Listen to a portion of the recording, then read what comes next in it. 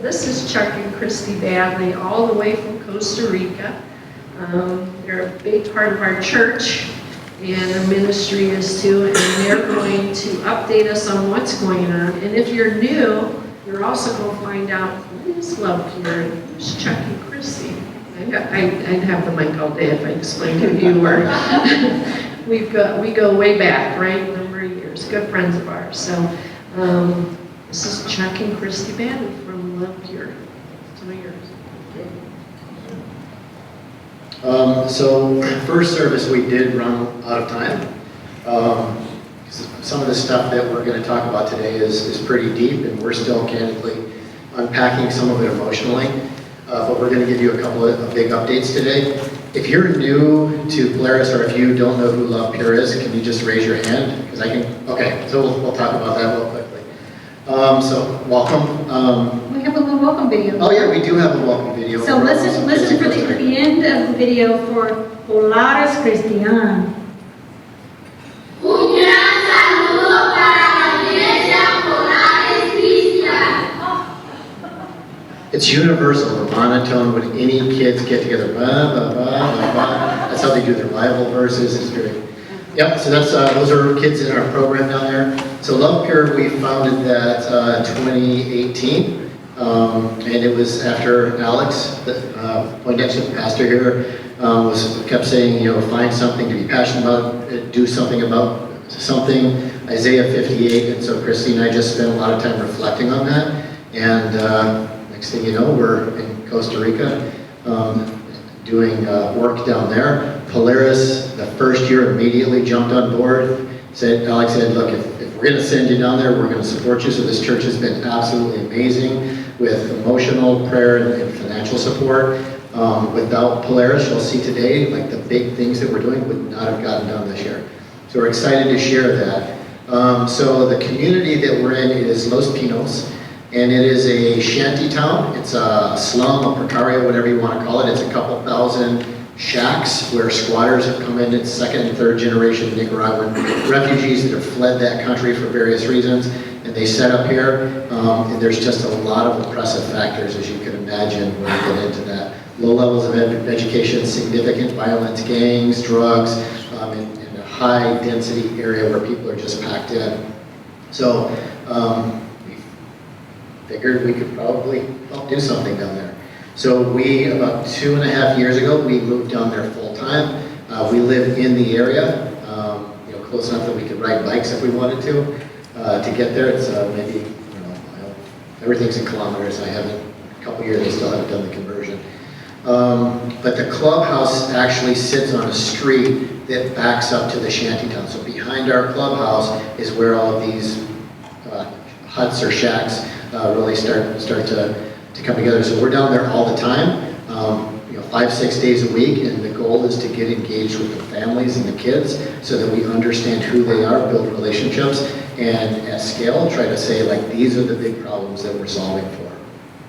One of the first things that we did when we got in early with this relationship, there was another organization down there that we built a relationship, and they needed support sending all these kids to camp. So Polaris has been helping send 65 boys and 65 girls to camp every year. And if you get the opportunity to come down and visit, or if you really knew where these kids were from, a week out in the country with 3 meals a day, just nature and connecting with God and friends is a big deal. So this has been a cornerstone of what we do down there. It's great for us to go build relationships. We meet new kids. So camp was great this year. And then it was the COVID year, 2020. It all blurs together. We did a big fundraiser here at Polaris, and Polaris raised money for us to buy the clubhouse. So we bought this house, we converted it into the clubhouse. This year, the Christmas Eve offering was bigger than we had asked for. We put in a kitchen. So it's the front of the clubhouse. There was some dead space up front. So we have a fully functional kitchen in the clubhouse now. Christy will talk about it. We're providing 150 meals a week for kids in there, and that's just the starting point where we're going to actually do some cooking classes and start some more work in the clubhouse. And there are a couple other core things that we want to hit just so you guys, that we've talked about in the past, just so you know they're still happening. We're still doing the home visits. Sometimes it's just me, sometimes it's the two of us. We go into the shantytown, into the homes of the children that we work with and sit. And sometimes it's academic, sometimes it's just talking and playing games. It's just time in their space so that we can get to know the parents, build a trusting relationship. Like I said, sometimes it's academic if they need it. Just spending time, those are still happening. We still do Bible clubs in the clubhouse. There at Plus, our partners run 2 Bible clubs a week. This is a picture of the late middle school group that was there. Yep. And we average 25 to 50 per Bible club. So we're running, anywhere up from 75 to 100 kids through the clubhouse at the Plus Bible clubs. And then this year we added a tree I wanted the kids to have some ownership of the clubhouse. So we painted a tree, and each kid that comes gets to paint their hand and put it on the wall with their name and the year. And it's just something cool that they point it out to people when they come in, and here's my hand, where's your hand? And it's cool to see they're starting to take some ownership of the clubhouse, which we love. Also, we did a little thing. Their school year runs from February to November. So in February, when school started this year, we did a little, this is your, welcome to your year 2, and that's what this says. And they filled out a little white sheet with their goal on it and stuck it up there. And I wanted to show you this because there was one goal in particular that I want you to remember as we present today, and it's Natasha's. And Natasha said she wants to graduate. Natasha's in 6th grade for the 2nd time this year. She failed last year, and her entire goal for her year this year was just to graduate 6th grade. So let that simmer, as Alex likes to say, for a little bit. We'll come back to that. So the 2 things that we want to talk about today, the first is LovePure Academy. So I don't think we've alluded to it. We've talked to a couple of people about it. So if everybody knows, we know those people are telling the secrets. LovePure Academy is really exciting, so we're going to talk a little bit about this. And then the other thing is, if you guys remember the Bloss Kids, we took guardianship of the Bloss Kids for a couple of months. So we're going to talk about drinking from a fire hose and what that looked like. It's going to be a little scattered because we're just coming off the tail end of that. We're still processing a lot of that. The story turns out really positive. We're going to share that story with you as well. So for LovePure Academy, Christy and I have been saying we spend a lot of time with families. Most of the families are headed by a single mom or an abuela, a grandmother. There are not a lot of men in the community that are productive. And it's not uncommon for 2, 3, or in the Bloss Kids' case, 7 kids to be in the family. Very low levels of education. So the family that we have up here today, this is Mariela, and this is her daughter Camilla, and there's an older son, 19, his name is Jose, and then there is another daughter, Sarah. The mother and Jose, they don't do anything. So he dropped out of high school. He's now drinking every day with one of the aunts, and they just don't do anything. The mom doesn't work. Well, Camilla came to us in one of the Bible clubs last year and just said, can you help our family? We don't have any food. So we said, why don't we meet with your mom and come to the clubhouse? We can talk to her. We put her in a training program to get a job along with a 19-year-old son, and they just weren't having it. So I see Kelly's face like, what? Yeah, it's not a lot of drive in this community. The mother has a really low level of education. She can't read, she can't write. We signed a document with her not too long ago, and I'm not sure that she actually wrote her name. So the parents just don't have the drive or the ability or see the value in education, so they don't invest in their kids. These kids are supposed to go to school every day, and they don't. Like Camilla, when we first met Camilla, 1, maybe 2 days a week she might go to school, and usually it's late. When they do go to school, Mariela, she has no ability to help Camilla with her homework. Absolutely none. So the dropout rates are really high. Two of her 3 kids have already dropped out of school. Malnutrition is big. So they do eat a lot of food, beans and rice, but they're just not getting nourishment. They're not getting proteins. They're not getting vegetables and fruits, and no dairy at all. So that was an issue. And then the last thing is when we talk about the schools, the education system in Costa Rica is free, but they're under-sourced, under-resourced, so the kids don't get books. They get notes, and we'll talk about that in a little bit. If a teacher is sick, there's no substitute. They just cancel school for that class or that group that day. And it is absolutely mind-blowing when we're in the trenches now with this academy, how often that happens. And then, you know, the thing that we hear most from the teachers is we never see the parents. The parents have absolutely no interest. So we're thinking last year, this is an opportunity for us to step in. This is an opportunity for us to be a part of the family and play a supplemental role in getting these kids to school, getting these kids fed, and getting them through their education process. So Christy's going to talk a little bit about what that looks like. And there's one more thing with the parents. What we also realized, again, because there's usually only one parent in the house, and even if it's the father, there are a couple of our kids that have fathers in the house if they're gone working. So, you know, pardon the language, but they're damned if they do, they're damned if they don't. If they work, these are menial jobs that they take a bus to. So they're gone 6 days a week, 12 hours a day, making approximately $1 an hour. And their kids are unsupervised for 6 days a week, 12 hours a day. So they're not going to school because they don't want to. There's nobody there to make them. If they do stay home to get their kids to school, then they're not working, so they can't provide food. So they're stuck. And we just thought maybe this is a chance for us to be able to step in and make a little bit bigger of a difference.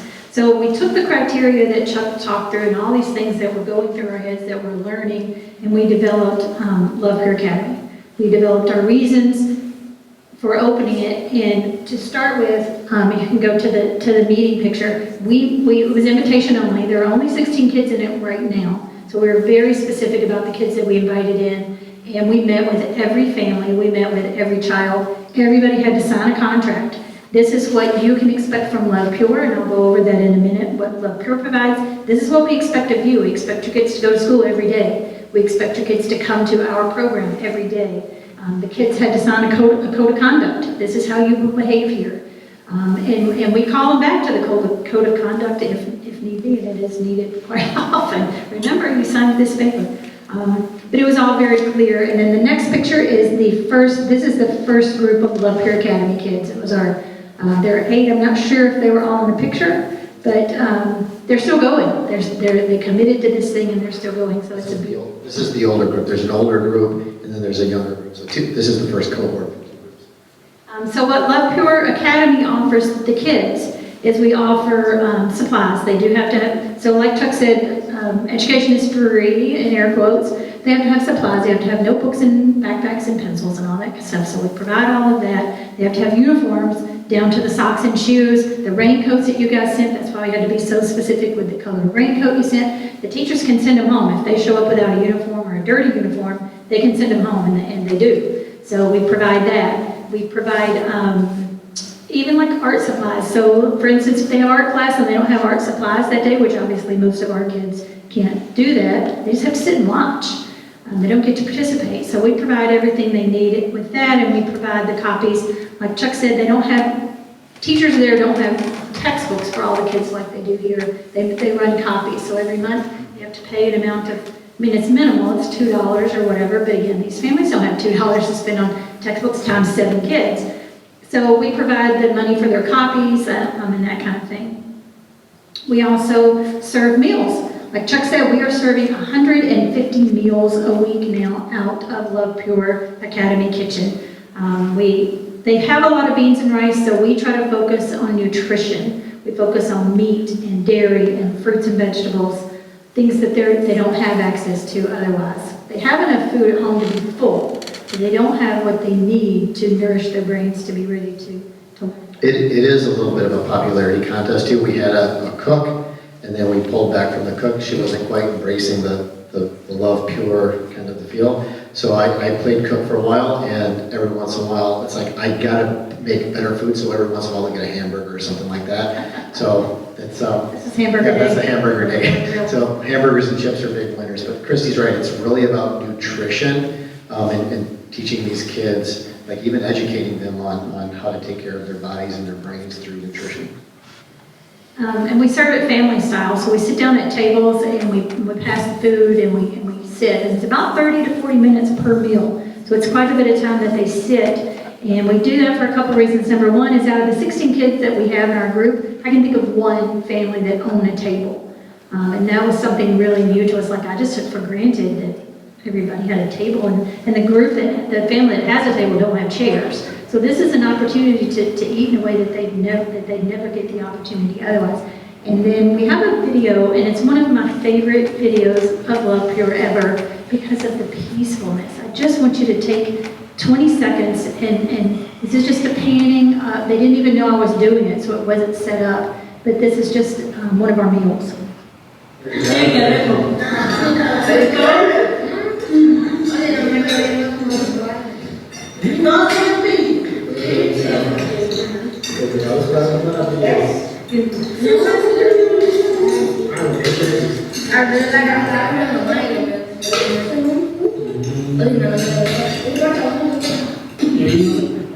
it may not look like much to you because it's probably pretty normal in your house, but that's huge. That's huge.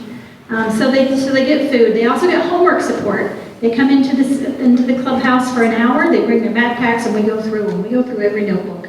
And if you didn't finish an activity today in class, guess what you're doing in homework hour? You're doing that activity, or you're studying for your exam. So we hold them accountable.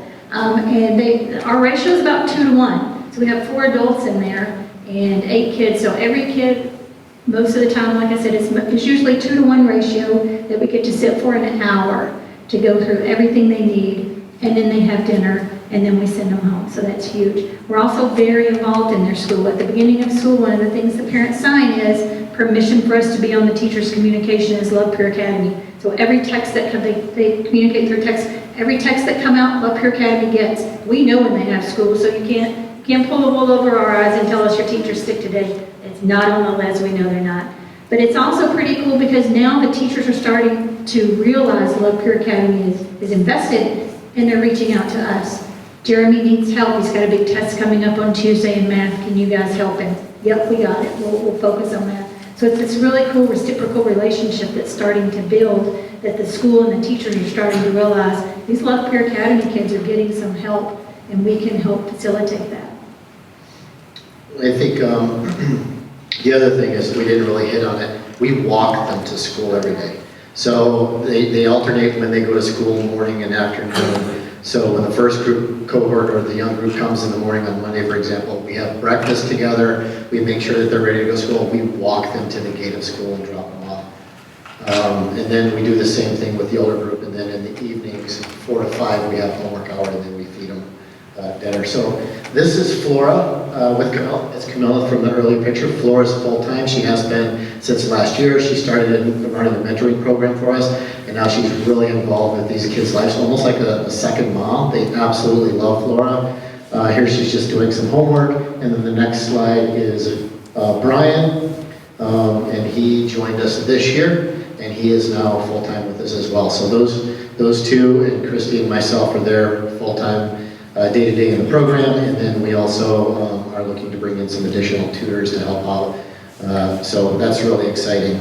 The plan is, so we started this in February of this year. We've run up until now. They're in winter break right now.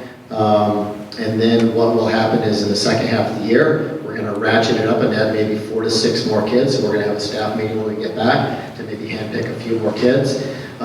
Christy, I don't know if you guys know Christy's background is education. She's developed some curriculum.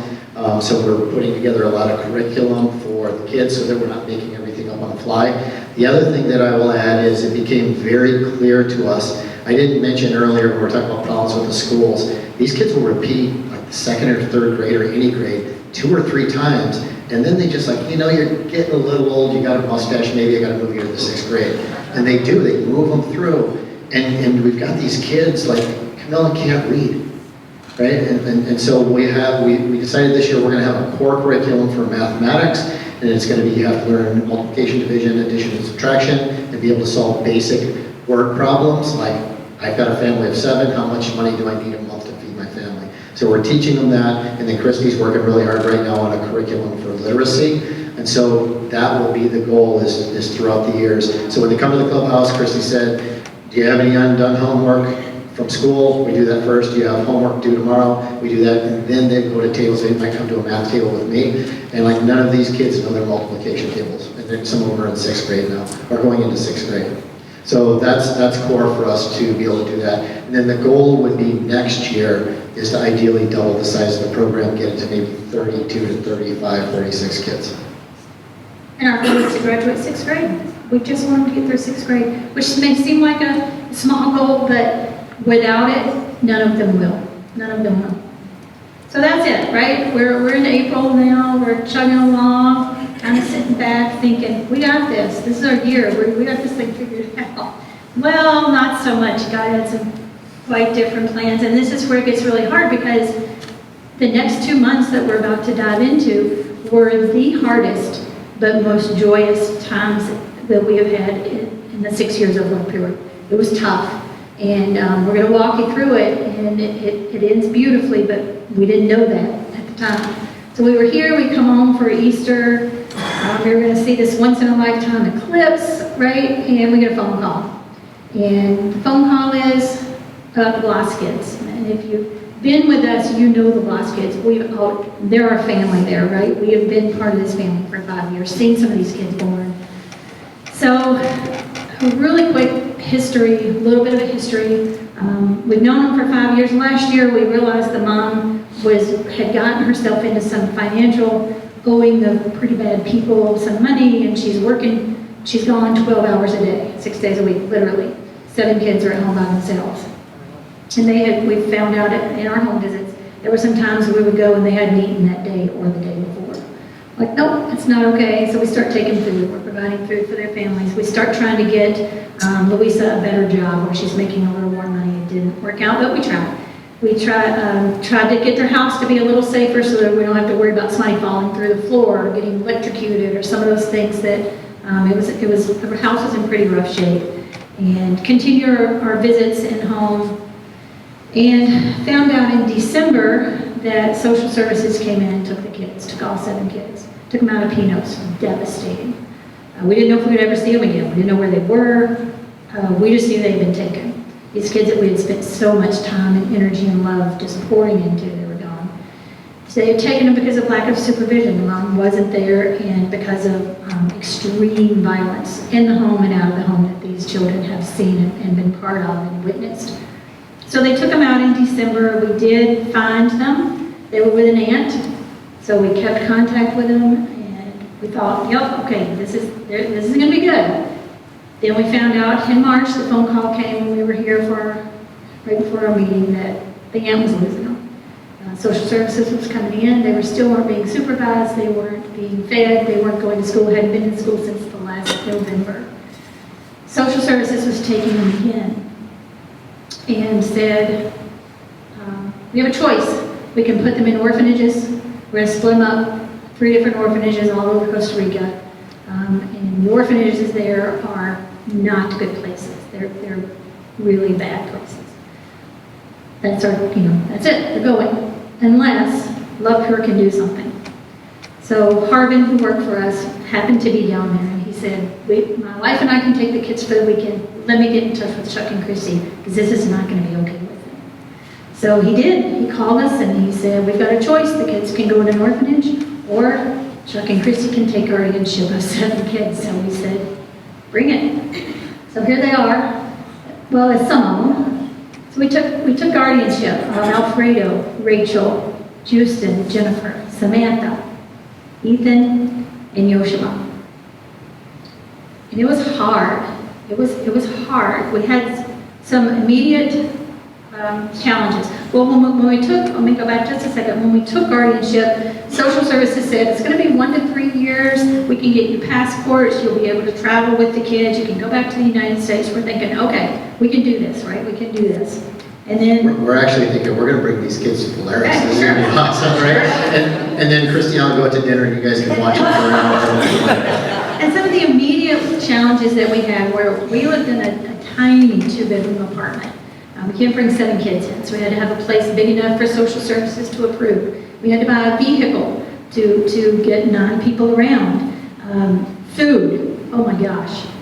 Because of the food instability in their lives, they would gorge themselves every meal to the point that we would finally, after a couple of weeks, we got to where we would say, 2 eggs and a piece of toast and yogurt and fruit and juice were good for breakfast. You're going to have lunch. You don't have to eat yourself sick every meal. Because their bellies would expand. They would just gorge themselves because the food was available. We had to get them registered for school. Because again, they hadn't been to school since last November. We had to get them clothes that came to us with nothing, no shoes, no nothing. Beds, school supplies, uniforms, more food, and then doctor visits. The poor kids had lice, they had stomach parasites, they had skin conditions, just so many medical issues that had never been addressed. So those were some of the immediate things that just kind of kicked us in the face of the reality of taking guardianship of 7 kids. Did we show the picture of the kids in the van? Was that? Yeah. Oh, we did? Okay, yeah. Then when we talk about joyous moments, and we definitely had some challenging moments, every time we drive in the car, the kids would sit back there, and a lot of these kids had gone to camp with us, and they'd sit back there and sing camp songs, and like it was really, really cool. But the first week, we all lived in a hotel together. Like that was a trip. That was just, I slept with the boys, Christy slept with the girls, we tore the pool Alfredo up. pulled the fire alarm Yeah. because he didn't know what it was. I mean, seriously, like, you don't think about this, he's never seen a fire alarm. He's like, oh, what? And it sets off the fire alarm. So we realized, like, man, we're at ground zero with these kids. So, you know, once we got them in school and we started kind of the daily routine, it became more and more clear that, like, we're going to have to start putting some structure in these kids' lives. And so we came up with some house rules, and you know, I started with like, what rules did you have at your aunt's house? And you know, it's like, well, don't eat too much candy and don't leave. Like, what else? That was it. It's like, oh, okay, so we're gonna have some rules, and you know, we gloss over a lot of this because maybe it's not the time and place to talk about it. But when Christy talks about the violence, these kids have been exposed to significant violence. The mother had gotten into some trouble with some people. Spencer and Adam, when they came down, I showed them a picture of what they had done to the brother-in-law. And it's like, these are bad, bad people.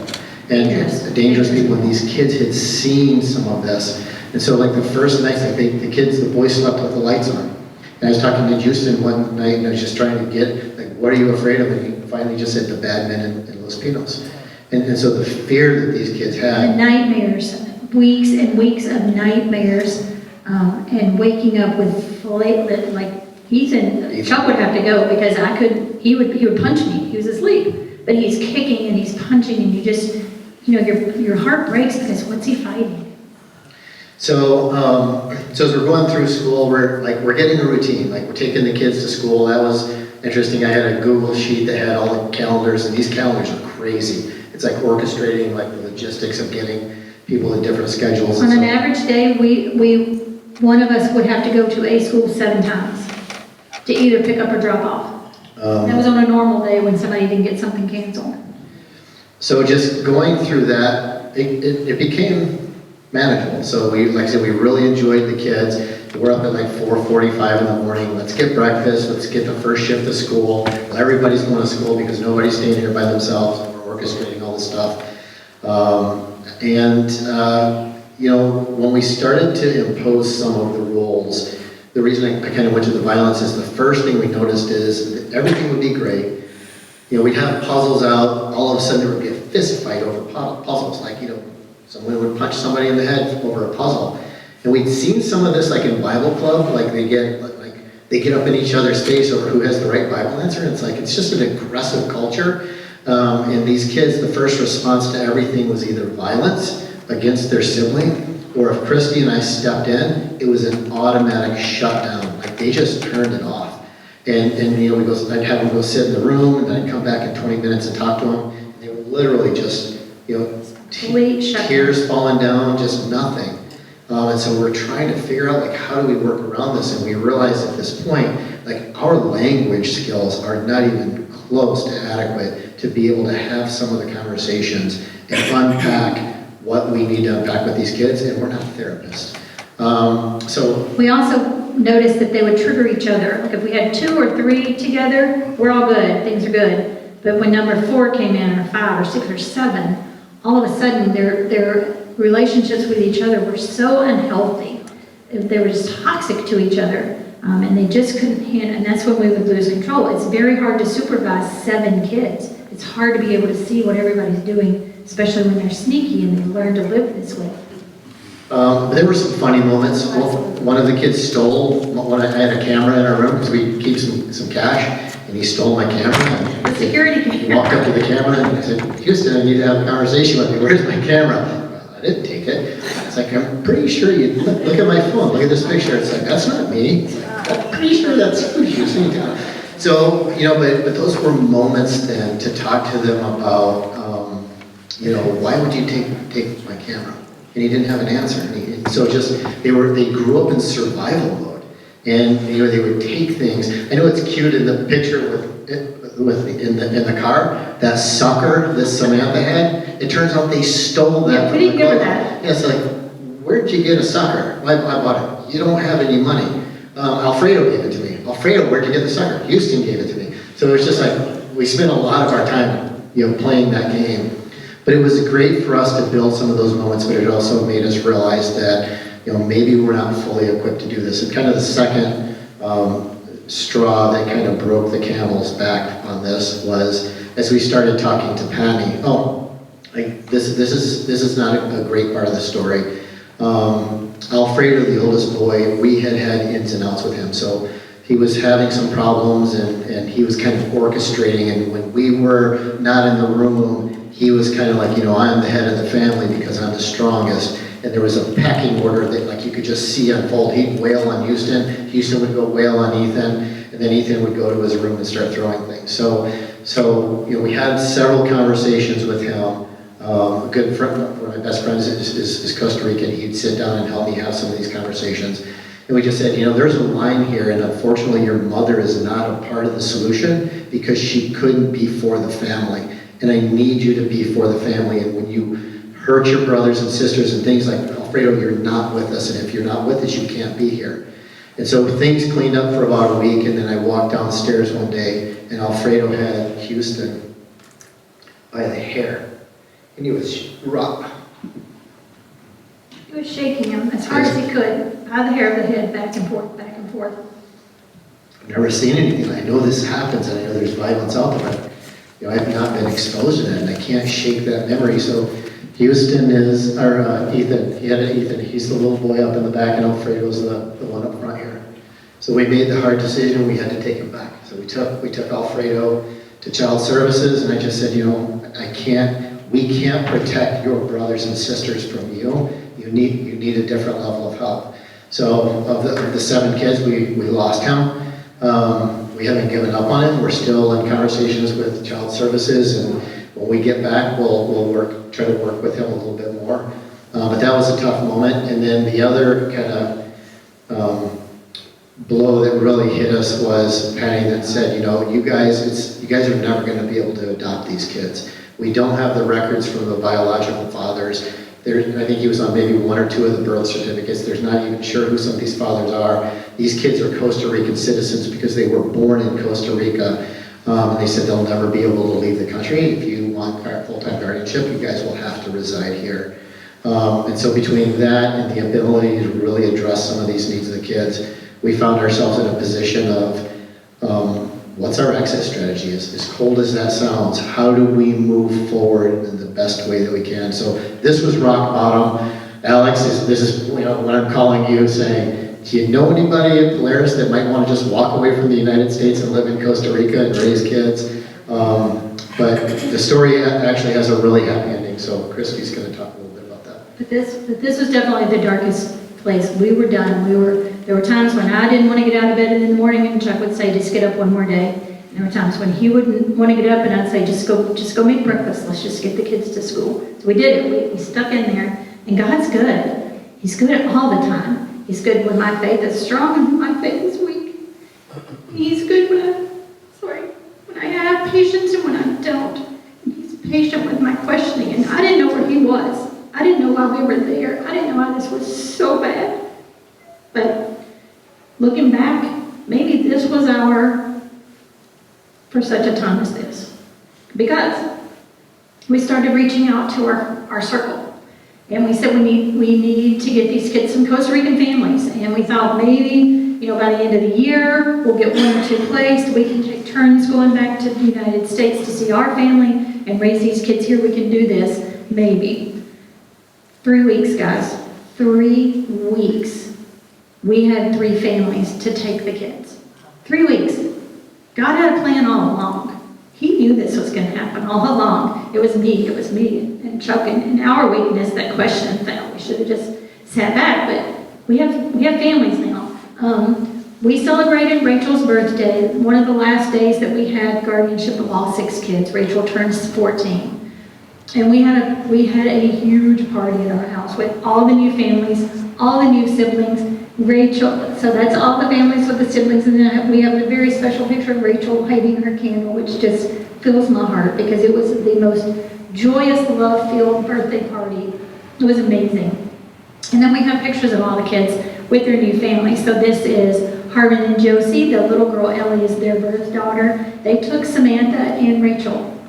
And the next picture is Graven and Andrea. They took the middle two, Justin and Jenny. And then we have Marvin. Nisa is his wife. She was at the hospital. Her mom was in the hospital for this picture. The daughter is theirs, and they took the babies, Ethan and Joshua. And it wasn't just families. It was families that knew each other. These 3 families are friends. 2 of the families go to church together. So 4 of the kids get to see each other every weekend at church. 2 of the other families go to school together. The 4 kids are going to school together. They got a donation for a private Christian school.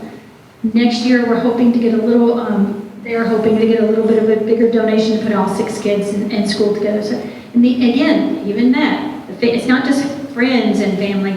These are safe, loving, hardworking Christian families. It is absolutely amazing what God can do when you just let Him have a little trust. So this is where we want to talk about you. And this was not cheap to do this. I mean, if you think we had to do a 6-month lease on a house that could have 9 people in it, just all this stuff, all the clothes and getting all this stuff together, the food, oh my gosh, the food was just the food that these kids ate. In our Christmas Eve service, Polaris raised significantly more money than is in the budget.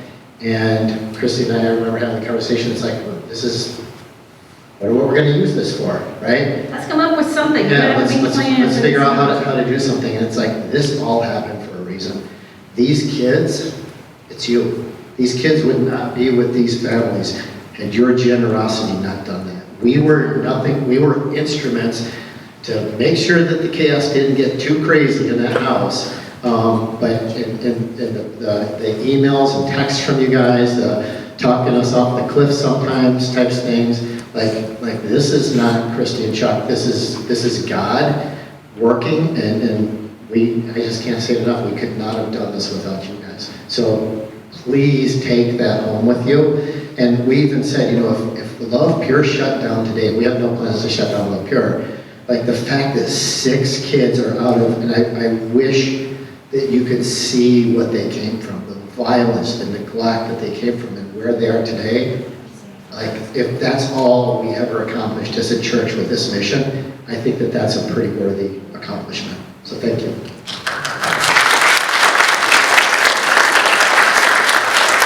So one more quick on timing. Are people going to start getting angry? It's 12:03. I know lunch is calling. We have maybe 2 or 3 minutes. Okay.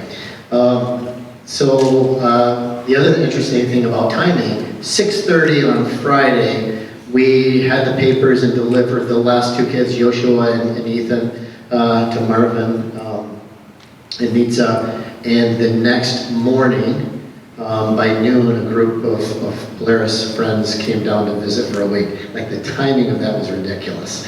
And we needed that. We needed to have some fun. We needed to see some friends and some friendly faces. We needed to speak some English. We needed to eat something, not at a table with these kids destroying all the food. So that's the group right there. I don't know if the group's going to talk at some point. I'd love to, at some point, I hope the group could share if they haven't done it in small groups. It was a really, really energetic week for us. We really enjoyed that Polaris group coming down. And then during all this time with the Bloss kids, LovePure Academy was still going. Flora and Ryan kept it going the whole time. We didn't miss a beat. And that was amazing. And it's turning into not just a nutrition education program, it's part of their life program, and we're trying to give them opportunities that they wouldn't have. And this first picture is our girls. They had an art fair at school, and groups could enter, and they wanted to do a dance.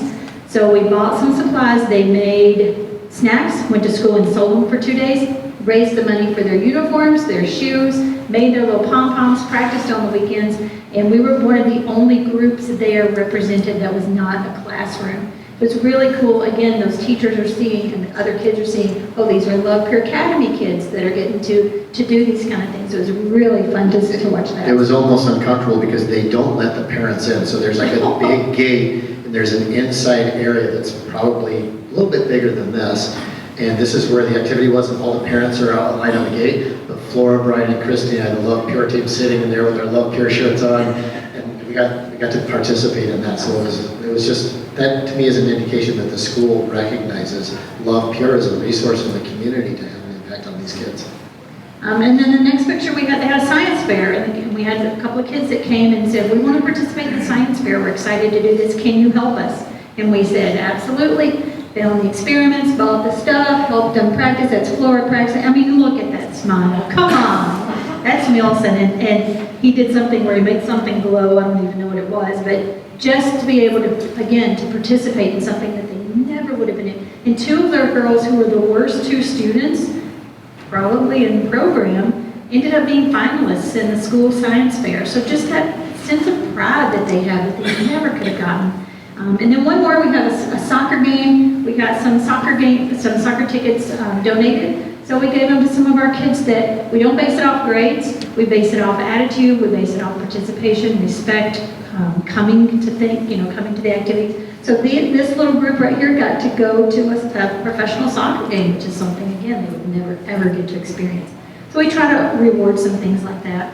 The next picture is every single kid in this picture is a LovePure kid. Every one of them is involved in one program or another. And this was just, you see the Polaris group there. This was the last night they were there, and they just wanted to throw us a party, and it was amazing. It was really fun. But I just wanted you guys to see the groups all together like that. Those are all LovePure kids.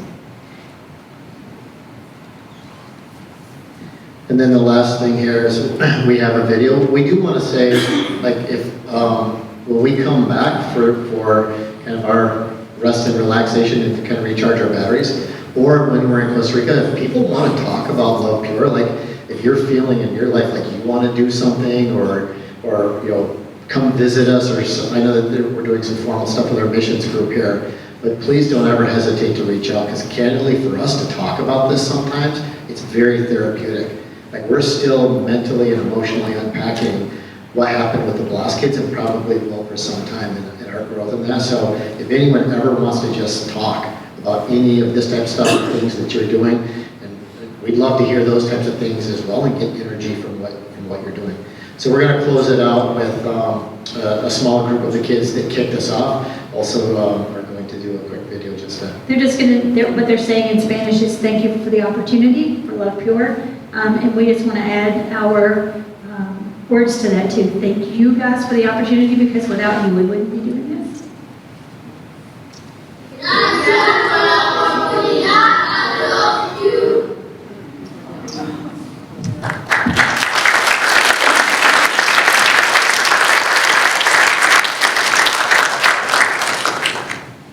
Just gonna pray for you guys. Love you guys. We're proud to be a part of all this, and you guys are just killing it over there. That's unbelievable. 15 years ago, when I said do something about something, I was thinking like, I don't know, ring a bell for Salvation Army or something like that. And you guys decided to go transform a shanty town. And just for us, man, this year again, the Christmas Eve offering 100% will go toward 2025 and what they're doing. So be thinking and praying about that. All right, let's pray. God, in your word, you tell us that your eternal purpose is to rewrite stories in Jesus' name. And you do because that's what you love to do. And we see it. We just saw it firsthand, and we get to be a part of it. And so we pray that you would continue to bless Chuck and Christy and LovePure and all their workers and all their families. And we pray that you would continue to redeem that shanty town, and that hundreds and hundreds of children would break the cycle and become great lights for the surrounding families and communities there in Los Pinos. Rewriting stories and redeeming others in Jesus' name. And we're thrilled to be a part of this and pray for your blessing. Pray for your protection on Chuck and Christy and what they're doing. And for many more stories for many more years. In Jesus' name, amen. Week.